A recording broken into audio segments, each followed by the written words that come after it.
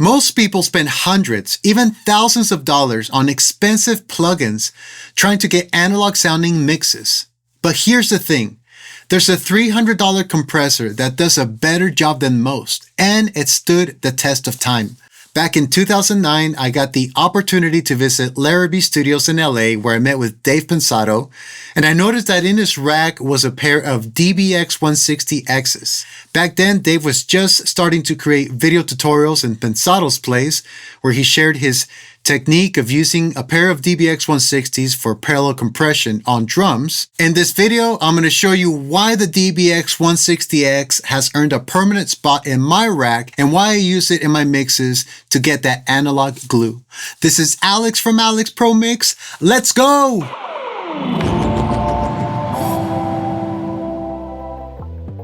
Alright, cool. So I have a Pro Tools session open with a really nice arrangement, acoustic guitar, some fill guitars, and lead voice. Nothing super fancy production-wise, but it sounds really, really good because it's a great sounding performance. Let me play the mix for you guys with no effects, no compression. The only thing I have going on in this mix is a limiter on the master to boost up the volume, but that's about it. Let's go ahead and check this out from the top. Here we go, and I'll balance it as we go. In this garden,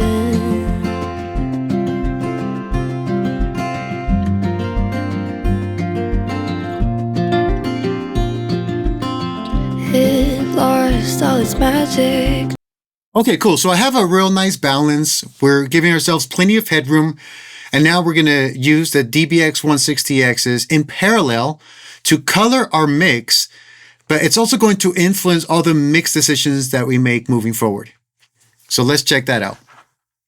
So here I have a stereo aux track. This aux track has an assignment of the parallel 160X as a return, and I have the 160X inserted as a hardware insert. Now, there's a trick in Pro Tools, most people don't know about this when using parallel processing or parallel compression, not to use the send, but rather to use a mult out.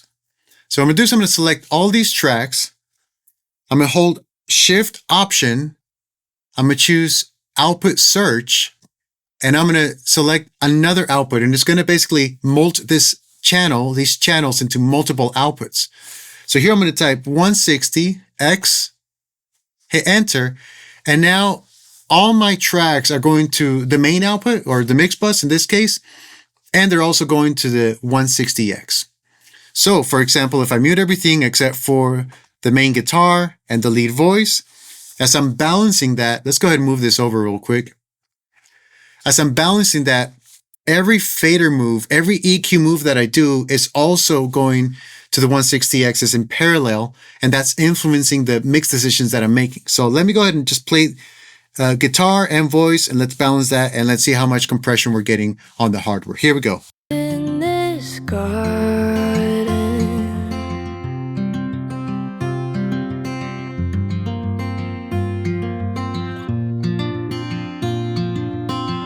it lost all its magic. New roots, old habits, don't know how it happened. I just kept digging, I feel so guilty, but something's missing in this garden. Thought I found what I wanted. All right, so that sounds lovely to me. That's a real nice balance. There's warmth. We have no EQ or processing on the tracks yet, and we're running just those two channels, guitar and voice, to the 160Xs. I also added a little bit of reverb so we can have some space. So I have these presets set up already, but this is the Eventide H9000, vocal room, EMT plate, and harmonizer on the guitar. Let me roll back. And now what I'm going to do is I'm going to mute the DBX 160X running in parallel. When you guys see that muted, that's going to be off. When we see that on, that's going to be on. So let's go back, and here we go. In this garden,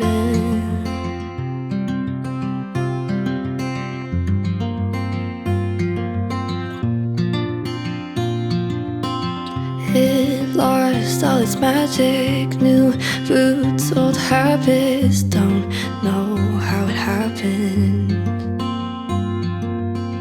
I just kept digging. I feel so guilty, but something's missing in this garden. Thought I found what I wanted, but I'm right back where I started. I love it. Now, what's crazy is that the 160X doesn't have any controls for like attack, release, hardening, softening. It's got an RMS mode over easy, but we're going to leave that alone. Basically, it's just threshold, ratio, and output, and that's it. Let's go ahead and bring in some of the other instruments, and let's roll this back to where before the drum kicks in. Let's go halfway here, and let me put this also on pre-fader metering so that I see what channels are actually giving off some sound, and then we'll balance in some of the other instruments. Here we go. Let's bring those down, unmute them, and get a nice balance going. So everything right now is being influenced by the parallel compression of the 160X, and I'm making mix decisions based on how that's feeding the compressor and the body that it's giving me. Here we go. Your front gate was open. I fell so in love with the weeds and the roses. Tiptoed for a moment, time stopped, couldn't hold it. I just didn't know it. Now I blink and I feel a little older. The rocks don't look like boulders anymore. And I think what makes it even harder is there's no amount of water I could pour in this garden. Thought I found what I want. All right, let's jump ahead where there's more instruments. Garden.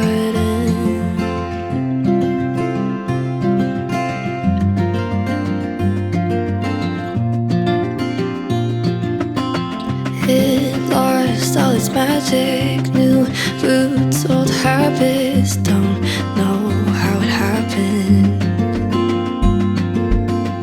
I just kept digging, I feel so guilty, but something's missing in this garden. Thought I found what I wanted, but I'm right back where I started. So cut me dry, 'cause now I have to go. There's nowhere left to grow in this garden. Okay, cool. So now everything that we did EQ-wise, balance-wise, whether I'm adding low end or body to the guitars or whether I'm adding presence to the voice, it's all going to the parallel compressor 160Xs. It's doing its thing, and now it's feeding it to the output. And I'm being influenced by what this compressor is doing. Now I'm going to do one more thing. I'm going to feed the reverb returns also to the DBX and see what happens. All right, so for that, I'm going to select my 4 effects returns. Again, keyboard shortcut, Shift-Alt, hit search for the output, type in 160X, and there they are. And let's just play and hear what that sounds like. Thought I found what I wanted. Guess that I might have got it. So cut me dry, 'cause now I have to go. There's nowhere left to grow in this garden. Yeah, that's real nice. Because now the reverbs are part of the equation. They're getting that low mid glue, whatever it's doing. They're also living within the same space as all the other instruments. Now, typically at this point, whenever I'm like doing a mix and I have stuff going to outboard compressors, I'll say this. I never do this in my mix where I send everything to the 160X. I choose a group of instruments, and usually my percussions. So I'll take like all the drums, maybe the kick and the snare if it's acoustic drums and the toms, or if it's program material, the kick and the snare. Same results, right? And I'll send that in parallel to the 1X, to the 160X, and then it's doing its thing. And then once I feel like, man, how can I squeeze more juice out of it? Then I usually add an EQ after it and really go to town. And man, you get some incredible results. I don't know if it's going to work with this, but let's try that. So let's go back to the verse where it's just really guitar and voice. And now I'm going to add an EQ to the return of this 160X. And I'm going to see what it's going to sound like once I start shaping the tone of that return of that parallel compressor. All right, here we go. Check it out. Your front gate was open. I fell so in love with the weeds and the roses. Tiptoed for a moment. Time stopped, couldn't hold it. I just didn't know it. Now I blink and I feel a little older. The rocks don't look like boulders anymore. And I think what makes it even harder is there's no amount of water I could pour in this garden. Thought I found what I wanted, but I'm right back where I started.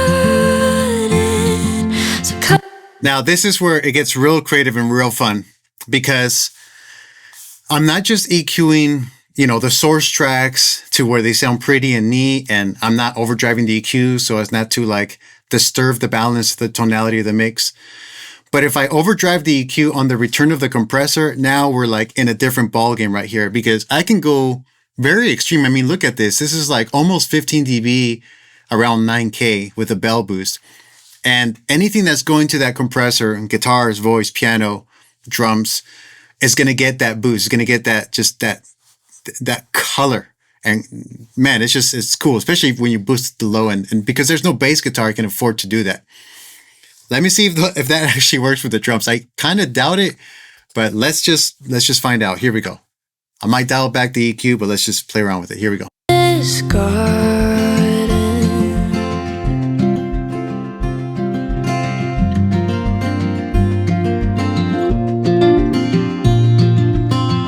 It lost all its magic, new roots, old habits, don't know how it happened. All right, guys, so that's all the time that we have for this video. My name is Alex from Alex Pro Mix. If you like this video, be sure to like, subscribe, and share. And I'd like to know in the comments below, what piece of gear do you have that has passed the test of time? Thank you guys so much again for watching. I'll see you next time. Peace.